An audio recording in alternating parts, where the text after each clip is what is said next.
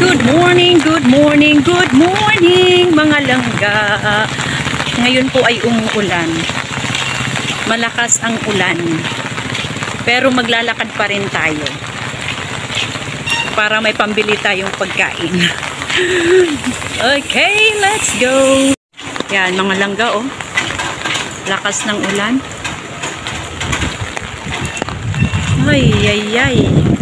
Sana tumigil to mamaya. Lumakas na naman yung ulan. Sana hindi mabura yung aking eyeshadow. Yung eyeshadow yung pinoproblema, be. Lakas ng kulog, ha. Mamaya, 9:30, may meeting kami.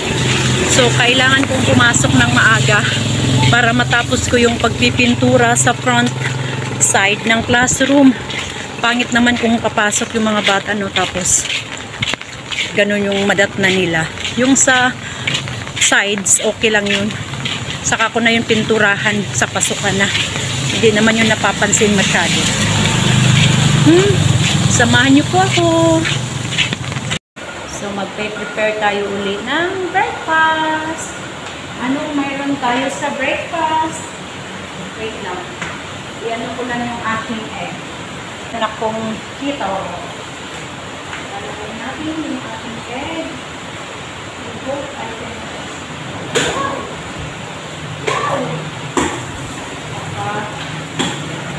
ito ulit. Maya-maya luto muna.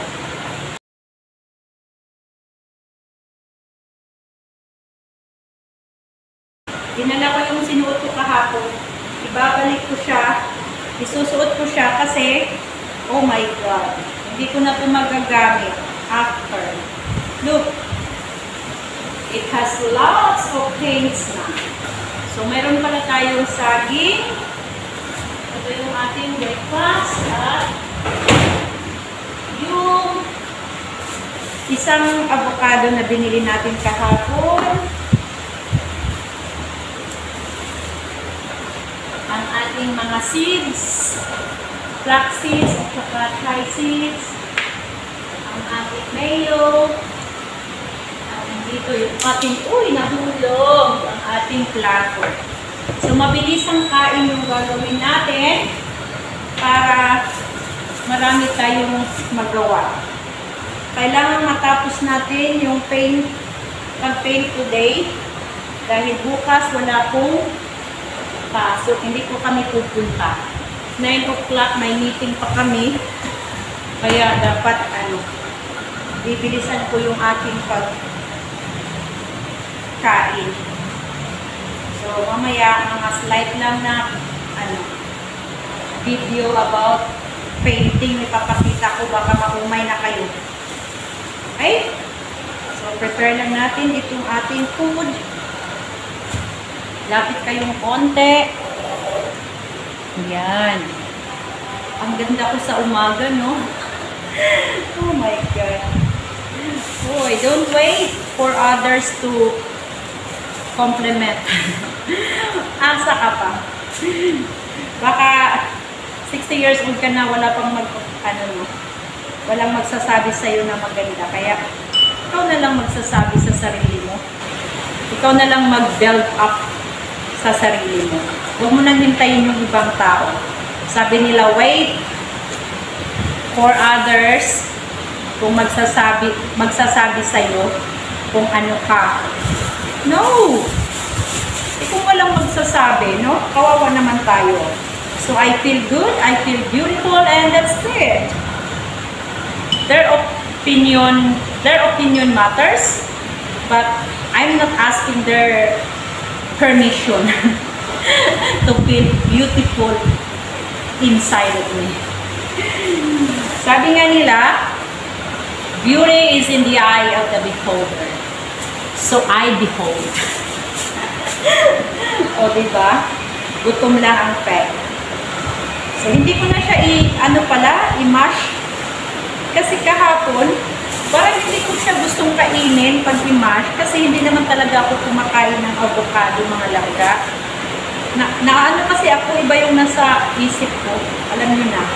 Pero dahil for health health reason, kaya ko to kinakain.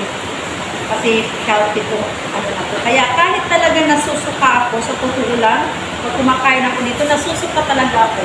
On ko lang yung aking egg. Pero pipilitin natin, masasanay din tayo. Shake, ice candy, kumakain ako nito. Pero pag ganito lang siya, ewan ko, nasusuka ako, pero kakayanin ko to. So, mayroon tayo avocado, banana, and egg for breakfast. Okay na yan, kaysa wala. Kasi, honestly, nagtitipid talaga ako this time. Dahil, medyo gipit ko talaga kami. Ay, nako, like! What a like! Pero hindi naman halata, no? O, diba? Sa airings pa lang, masasabi mo bang naghihirap ka? Hindi. Diyan na lang natin idaan. Hindi porket naghihirap ka, wala kang pera, kailangan mo ng magmukhang kawawa. Wala namang maaawa din sa'yo. Kaya, i-motivate mo yung sarili mo.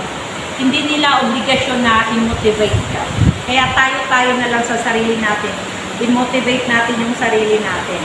Kahit wala kang pera, try to make yourself look good or feel good. Ganun. Dami kong sinasabi na wala namang kwenta. Wala lang. Where's the takip? Okay, so yun. Luto na ba yung egg natin? Naglulose ako ng weight. Before, I am about 61 kilos. After, 1 year. No, about a year. Naglose ako ng weight dahil nagbabawas po ako ng rice. So, sa umaga, I try to eat fruits or vegetables, and ang heavy meal ko ay lunch na lang. Tapos paggabi, konti lang kinakain kong kanin. Sa umaga, ngayon hindi ako nakapag-exercise kasi marami akong ginagawa dito. Ito na lang yung exercise ko. So every morning, kung walang pasok, I do my 30 minutes dance workout as much as I can. Though hindi naman siya regular, sometimes din ako. Kasi nagpapahinga din ako. Hindi naman siya advisable every day. At pag hindi ako dance workout, I have my 1 hour lakad from high streets down to uptown, tapos lakad papunta sa bahay namin sa South End. Okay, so yun yung ginagawa ko. At naglulose ako ng weight. Pero ko na naman dahil medyo busy ako, hindi ko na naman naintindi yung pag-workout. Kaya napapansin ko lumalaki na naman ang aking mga braso. Okay, so pagkatapos nitong lahat-lahat, kapag makapag-relax na tayo, babalik na naman tayo sa pag-exercise para ma-maintain natin ang ating healthy body.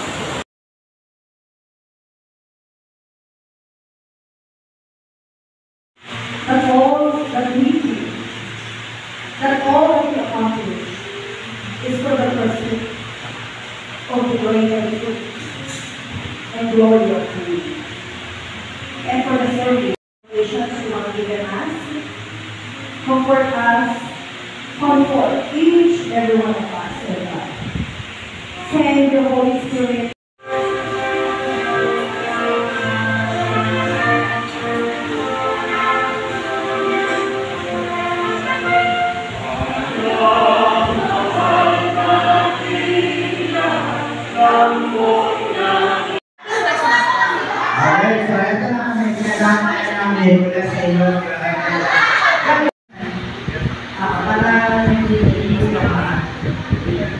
Okay.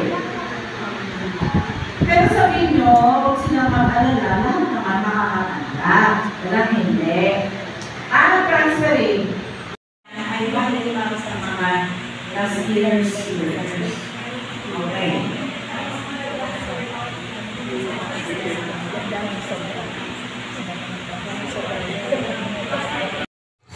After ng faculty meeting namin mga langga, bumalik na kaagad ako sa classroom at nilagay ko na nga ang mga kortina. Ayoko na kasing bumalik kinabukasan kaya tinapos ko talaga. Mabuti na lang at nalabhan ko na siya the other day. Yan, sige. O, diba? Galing kong mag ninja moves. Parang si Spider-Woman lang, diba? At dumating sa school ang anak ko para pinturahan yung kulay brown na yan, yung parang aging niya. Hindi ko na sana yan pipinturahan dahil pagod na ako, pero dahil nandito na rin siya, so ginawa na niya. O at least tapos na, 'di ba? Ako naman nagkukuskus sa mga tulo ng paint. Kasi pangit siya tingnan. So mabuti na lang mabilis siyang tanggalin, kinukuskus ko ng kutsilyo. Yan, nililinis ko siya. After that, imamap ko na at lalagyan na ng floor wax para makintab yung sahig.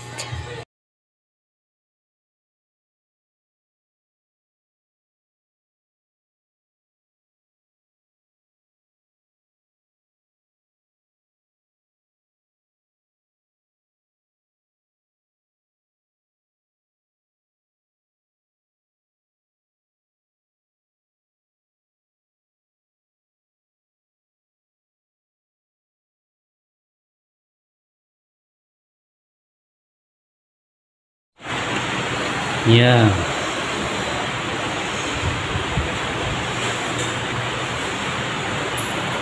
So, ngayon po kasalukuyan po tayo naglilinis ng classroom ni Mama. Say hi! Hey!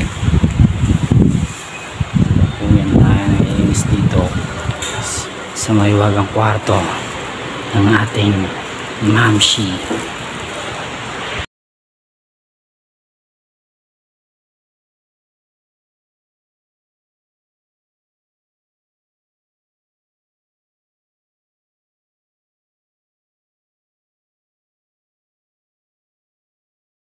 Hello ulit! Update mga langga sa ating paglilinis ng classroom. So, don't mind my look na kasi haggard na talaga.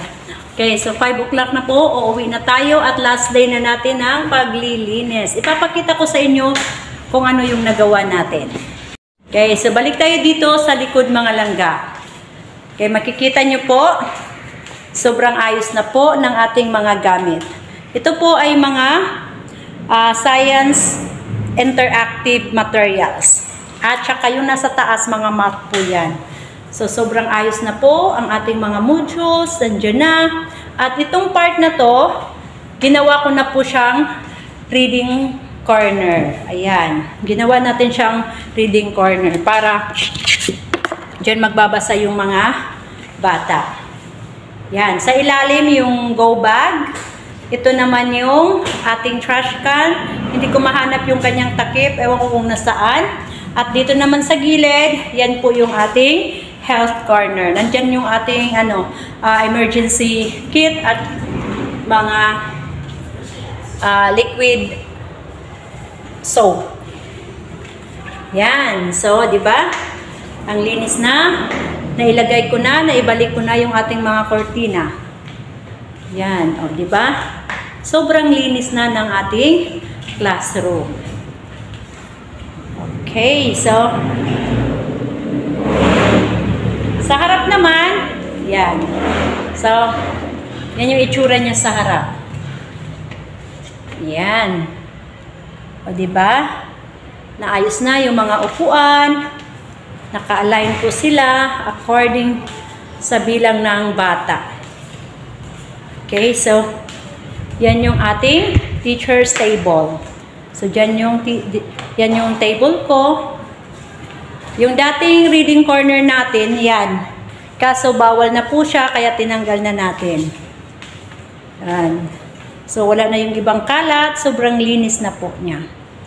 Yan, lahat po sa loob ng cabinet, kung bubuksan nila, sobrang linis na po yan. Yan. O, diba? So, I'm happy kasi sobrang linis po ng ating classroom. Ayan yung anak ko na tumulong sa akin. Okay, so, wait lang na. I-ano ko lang dito na banda. Huwag ka na dyan, iikot na ako.